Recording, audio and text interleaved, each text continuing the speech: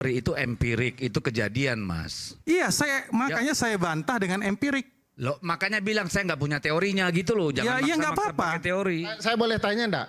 Data Nggak boleh, empirik nggak boleh. itu jarak persentasenya berapa? Dari Saya mau jelaskan Masa itu saja. Diskusi bantah tidak boleh, padahal moderatornya di sini boleh aja sama moderatornya. Ya, nggak apa-apa. Kecuali Saya Anda hanya- seolah-olah ilmiah, tapi Anda berlagak boleh, seperti Anda boleh moderator. berlindung di sana. Iya, Tapi- Anda boleh berlindung dari partai besar dan berlagak seolah-olah empirik. Tapi data teori tidak Kenapa pernah Anda tersampaikan. terganggu?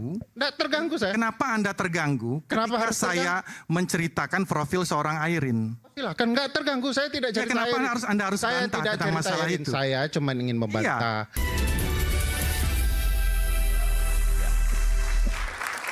Kita kembali di Rakyat Bersuara. Tadi masih susah Jawa Tengah, tapi supaya saya nggak lupa, saya tanyakan dulu soal Jawa Tengah. Nanti langsung saya lempar ke sebelah sini. Ada Bung Tif, ada Bang Rosyid, dan ada Bang Hendar Sam. Silakan. Iya, Bung untuk Jawa Tengah memang spesifiknya sih soal peran institusi tertentu yang kita banyak coba update ya pendataannya, dan itu sudah menunjukkan azas dan prinsip penyelenggaraan terlanggar. Beratnya begini, Mas Aiman, bagaimana membuktikan keterlibatan aparat secara perspektif Mahkamah Konstitusi yang ingin melihat pelibatan itu ada perintah langsung begitu ya, ada surat tugas langsung, ada kemudian tindakan curang langsung, intervensi langsung, pressure langsung kepada pihak-pihak tertentu.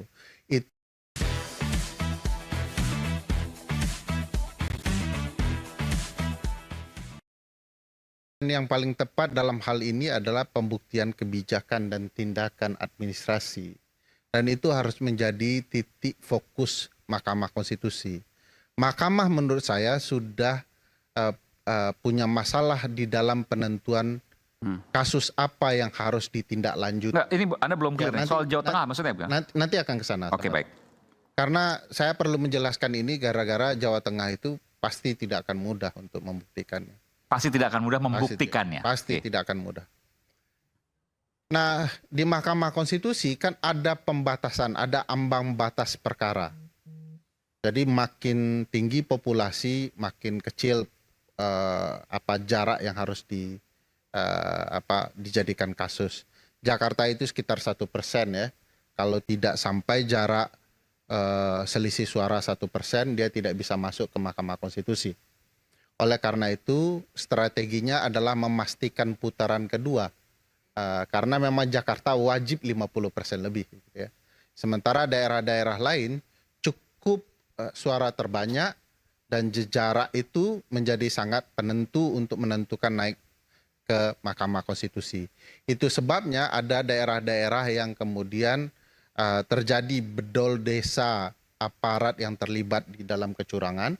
Termasuk menurut kami salah satunya ada di Jawa Tengah, di mana pergerakan-pergerakan signifikan terjadi yang melibatkan oknum-oknum tertentu untuk kemudian digunakan dalam penentuan hasil. Maksudnya bedol desa aparat, mereka ngapain? Mereka turut, ada daerah tertentu termasuk Jawa Tengah bisa diperiksa, ada pemanggilan-pemanggilan pejabat tertentu, terutama kepala desa, ya, untuk diinterogasi kasus mereka dalam penggunaan dana desa. Ini kan mirip seperti yang disebut-sebut waktu Pilpres. Iya, tetapi tidak ada pemanggilan yang kemudian seterbuka ini ya di Pilkada. Kemarin itu memang ada beberapa pemanggilan tetapi jumlahnya tidak masif di satu tempat. Kalau ini memang di Jawa Tengah itu banyak sekali yang dipanggil, yang kemudian Ada berapa datanya Anda punya? nanti Puluhan, ratusan? launching ya, karena itu akan bicara soal signifikansinya dengan jumlah suara DPT ya. Nah, tapi kami tidak ingin menjelaskan kepada publik kecurangan itu berbasis selisih suara, tetapi bagaimana proses itu dilakukan curang secara terstruktur, sistematis dan masif.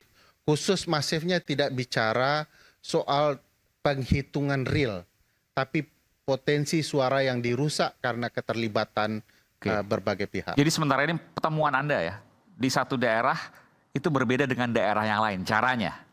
Kalau versi Anda bicara soal kecurangan, begitu ya? Ini saya ingin bicara terbuka juga supaya publik tahu. Ya. Betul, tapi betul pertanyaan saya betul ya? Betul. Spesifik gitu ya? Ya. Setiap Saya ingin daerah bicara, punya caranya spesifik masing-masing. Ini versi Anda, oke. Ya, saya ingin bicara terbuka kenapa teman-teman pegiat kepemiluan tidak terlalu berani jor-joran satu dan kemudian datanya harus dicari sangat sulit. Oke. Ini jadi evaluasi kita bersama. Beberapa teman-teman pemilu yang kemudian punya kerjasama dengan lembaga-lembaga tertentu untuk mensupport demokrasi, dananya itu dihentikan oleh pihak-pihak tertentu. Dalam konteks ini adalah aparat intelijen. Jadi teman-teman pemilu sudah dimatikan jauh hari sebelum pilkada, bahkan mendekati pilpres. Agar kemudian mereka kesulitan memantau dan mendetailkan bukti-bukti yang mereka temukan. Emang dananya dari siapa sih mereka? Ya teman-teman itu bekerja sama, baik donor dalam negeri maupun donor... Kalau donor luar negeri kan nggak bisa dipengaruhi. Wah, sangat bisa dipengaruhi. Sangat bisa? Sangat bisa dipengaruhi. Yang bekerja... Kalau donor luar negeri itu kan sudah on treasury, bukan off treasury lagi. Meskipun uangnya ada di apa namanya lembaga donor, tapi dia tercatat di APBN. Pak. Dan orang-orangnya di sini juga perwakilan misalnya gitu? Tidak, kan mengeluarkannya harus seizin Kementerian Keuangan, Bappenas dan Oke. sebagainya. Dan itu bisa diintervensi. Ya, Dan Anda temukan itu? Ya, salah satu lembaga yang merupakan penggiat kepemiluan terkenal, ternama, saya tidak sebut namanya. Mereka sudah tekan kontrak untuk melakukan pendidikan politik sedari awal, termasuk juga proses pemantauan. Dan itu lembaga yang datang langsung kepada lembaga donor untuk menghentikan bantuan dana ini adalah intelijen negara ini. Intelijen negara ini? Negara ini. Lembaga saya sendiri, gara-gara film ini, karena juga dicurigai, sudah ada lembaga donor yang berjanji mensupport ya, publik bahwa untuk pilkada ke depan kita harus awasi bersama. Mereka butuh negara yang terbuka, demokratis, supaya mereka pasti untuk menanam uangnya di dalam ruang-ruang ekonomi. Ternyata 2 jam sebelum bertemu itu dilarang. Siapa yang melarang? Intelijen. Oke, saya panggilkan dulu Bung Rocky Gerung. Apa kabar Bung Rocky? Lama tidak berjumpa.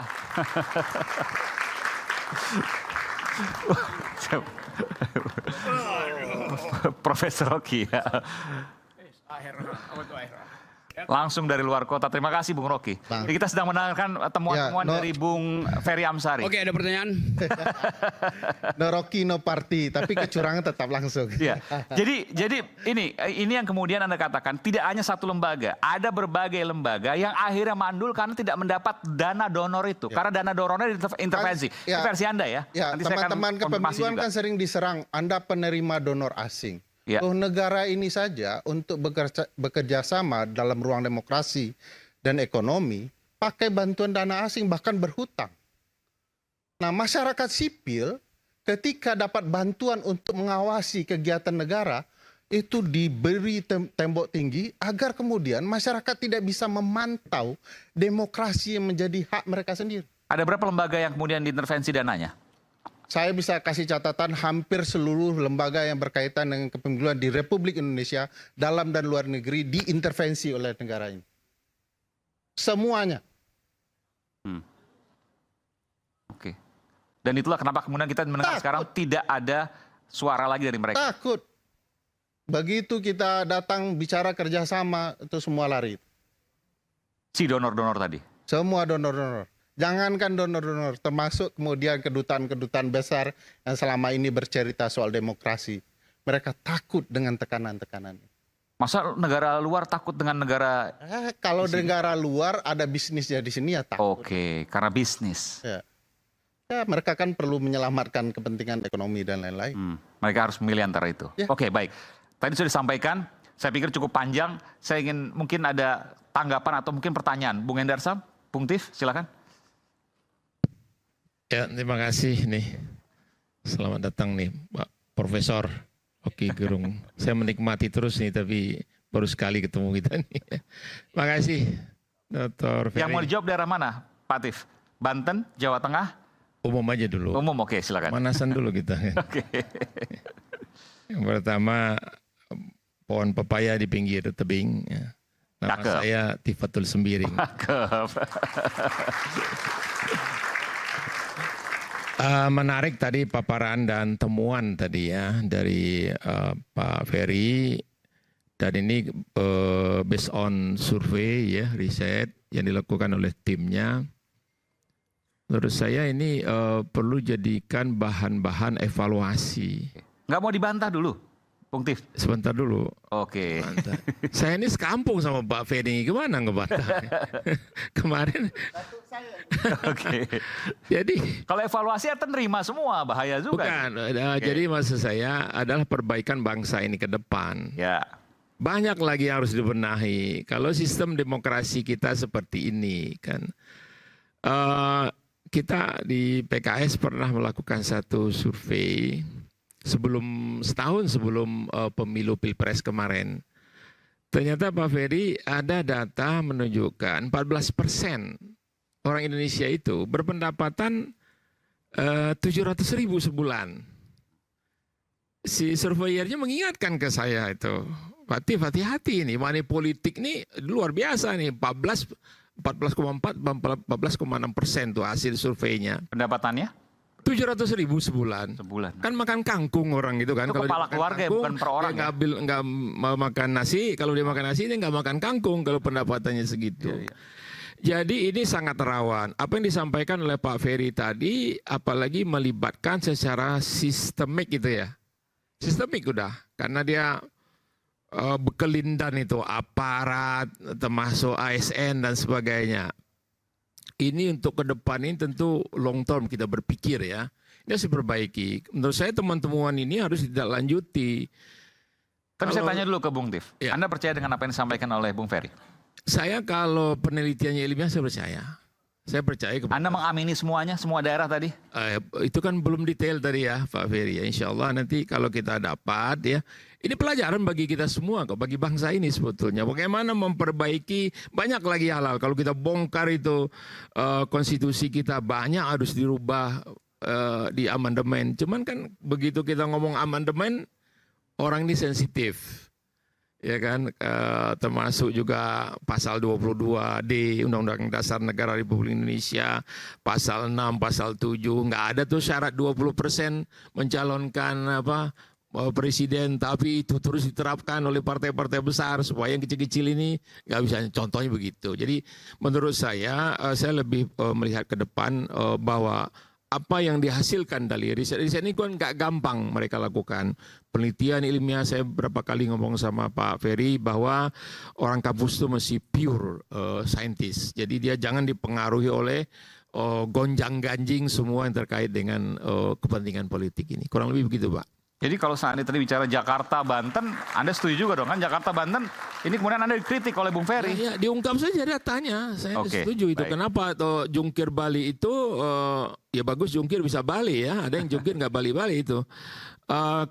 Sebetulnya tidak sebesar itu. Waktu Pak Ahmad Iriawan sama Deddy Yusuf memenangkan pilkada di Jawa Barat, ya waktu itu sebetulnya tidak ada yang memprediksi hasil survei bahkan sepekan sebelum itu Pak Ferry, tidak ada yang memprediksi, selalu di bawah 10%, 12%, segitulah kurang lebih.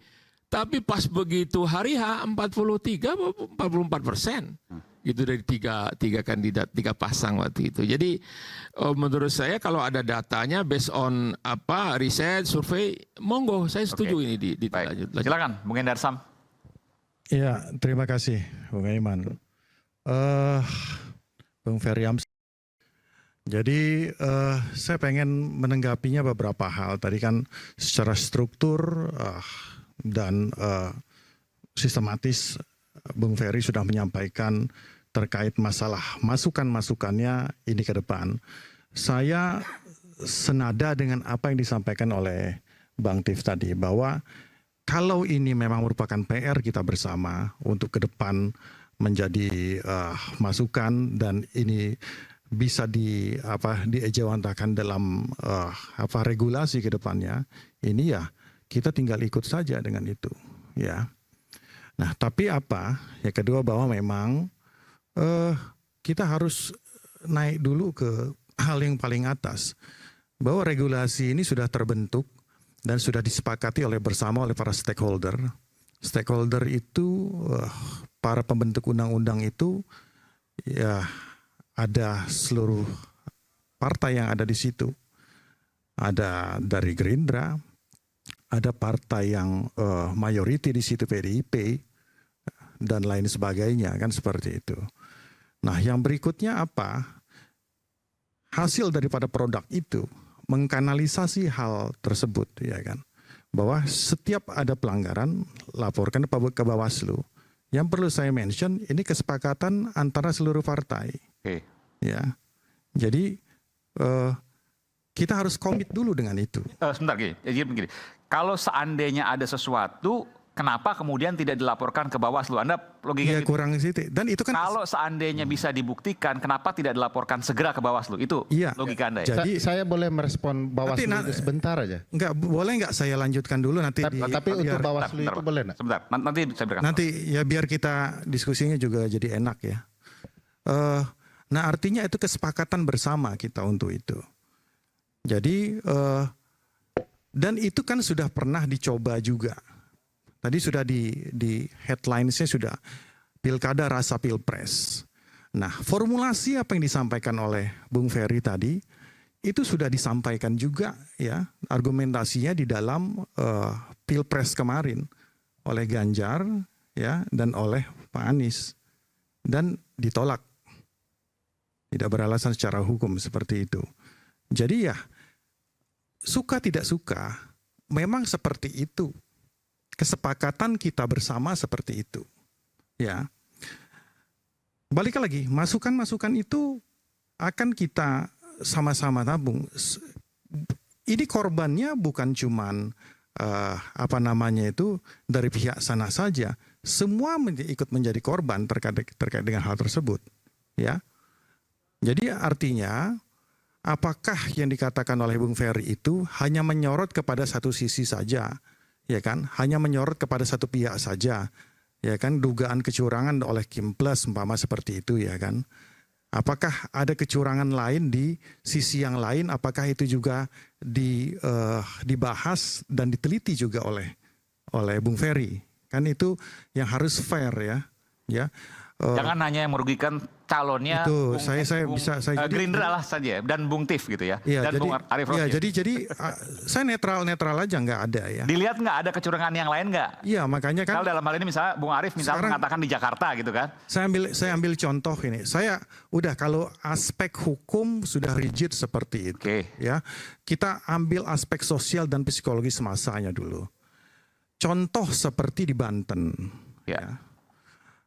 Di Banten itu ya, kalau kita lihat secara psikologisnya bahwa dinasti yang berkuasa di sana sudah 20 tahun lebih. Ya. Masyarakat di sana dari artinya 20 tahun yang lalu ini berkembang. Anda tahu ada di sana daerah urban dan juga daerah modern, BSD dan lain sebagainya sampai ke pelosok-pelosok. Ya kan? Yang mereka lihat itu stigma yang ada pada sosok yang ditampilkan pada saat itu. Ketika orang melihat seorang Airin, yang dilihat bukan cuma Airinnya, tapi yang dilihat adalah suaminya itu Bagus Wawan. Yang dilihat kakak iparnya Atut, yang kedua-duanya notabene adalah mantan terpidana korupsi. Itu yang pertama. Ironisnya lagi, ya kan, kalau kita merujuk kepada ke belakang, ya, kalau Anda ingat 73 ya mobil mewah yang disita oleh KPK oleh suaminya Bu Airin pada saat itu. Itu Bagus Heri Wardana Ya. ya. Ada Lamborghini, itu mobilnya ceper, ya, ada Ferrari dan lain sebagainya. Ini terdistraksi ke dalam pikiran masyarakat di sana. Ironisnya, mobil-mobil yang secara inkrah dan putusan itu sudah dianggap sebagai hasil korupsi, dikendarai oleh mereka, kroni-kroninya mereka, tapi mobil itu nggak bisa jalan di Banten. Karena apa? Jalan Banten rusak. Tapi sebentar, tadi menarik. Kalau seandainya surveinya tiba-tiba berubah, yang tadinya Airin tinggi 77%, kan jomplang sekali, tiba-tiba kemudian berbalik pada saat pilkada, bagaimana penjelasannya? Banyak sekali teori yang mengatakan hal tersebut.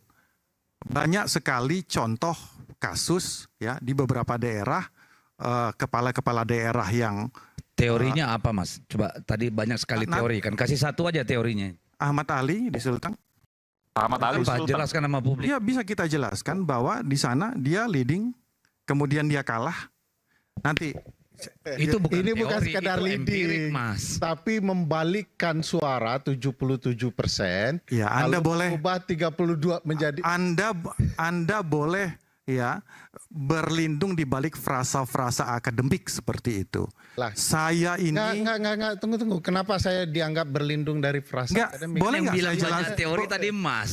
Jangan ganggu Mau saya dengar dulu. teori dong. apa? Saya jelaskan dulu. Ilmuannya siapa? Mas, Saya tidak ada menjelaskan satu teori. penting nama dikarang oleh Mariam Ascott, ya, dikeluarkan oleh. Sekarang boleh nggak saya jelaskan Ya, dulu? saya jelaskan supaya Anda tidak menuduh ya. Enggak, saya nggak menuduh. Di Saya dalam- hanya di dalam mengkomparasi fakta. Survei di sana tidak sekedar ruang politik, ada nalar ilmiah di dalamnya. Yes. Pemahaman matematika, statistika, logika yang benar. Apa yang terjadi di Banten tidak logis secara keilmuan dan praktik kecurangannya juga sudah dijelaskan. Ada 32% suara beralih tidak sampai dalam hitungan 1 bulan. Itu betul-betul impossible. Kecuali 1 minggu. Menurut Anda invisible. Boleh nggak sih saya jelasin dulu? Ya boleh, tapi Boleh kalau nggak saya dijelaskan jelasin dengan dulu benar, fakta-fakta? gitu. Anda Supaya- boleh berlindung di balik teori, Silakan, saya nanti berlindung saya di balik bantah fakta. semua. Iya kan? Jangan salahin orang Mas. Kan Mas tadi yang bilang banyak sekali teori. Makanya saya tanya teorinya. Makanya oke. Mana teorinya? Saya jelasin dulu. Ya kan? Di beberapa daerah, ya kan, hasil survei ya mengunggulkan A. Ya kan? Kenyataannya yang menang B. Itu bukan teori, itu empirik, itu kejadian Mas. Iya, makanya Ya. saya bantah dengan empirik. Loh, makanya bilang saya nggak punya teorinya gitu loh. Jangan Ya, nggak maksa-maksa apa-apa. pakai teori. Saya boleh tanya enggak? Data Nggak boleh, empirik nggak boleh. itu jarak persentasenya berapa dari Saya mau jelaskan Masa itu saja. Diskusi bantah tidak boleh, padahal moderatornya di sini. Boleh aja sama moderatornya. Ya, nggak apa-apa. Kecuali Saya Anda hanya seolah-olah ilmiah tapi Anda berlagak boleh, seperti Anda boleh moderator. berlindung di sana. Iya, Tapi Anda boleh berlindung dari partai besar dan berlagak seolah-olah empirik. Tapi data teori tidak kenapa pernah Anda tersampaikan. terganggu? Nggak terganggu saya. Kenapa Anda terganggu Kenapa ketika harus saya menceritakan profil seorang Airin? Silakan, nggak terganggu. Saya tidak Ya, cerita kenapa Airin. Anda harus saya bantah tidak tentang cerita masalah Airin. itu? Saya cuma ingin membantah. Iya, Anda ketika kan saya menjelaskan menceritakan masalah ada itu, orang lain Anda terganggu. yang beralih suaranya dia jadi kalah. Nah, Iya. berapa datanya? Ya, sekarang Anda Berapa terganggu jumlah dengan persentasenya? Jangan bohongin Ya, publik udah, lah. Anda yang bohongi Gapnya publik. berapa itu yang Anda bilang tadi Udah, Mas Ali? sekarang- Persentasenya berapa? Supaya jangan digebiak uyah Mas. Kita kan ini mau kasih Boleh nggak pencerdasan saya publik. ngomong lagi? Ya silakan, tapi Iya yang kan? jelas gitu loh. Partai Demokrasi Indonesia tapi nggak demokratis gitu loh. Ya kan? Ini tempat debat Mas. Ya Kecuali kan? dilarang sama Oke ya. moderator ya saya berhenti. Nanti saya jelas. Oke ya, itu satu, ya kan?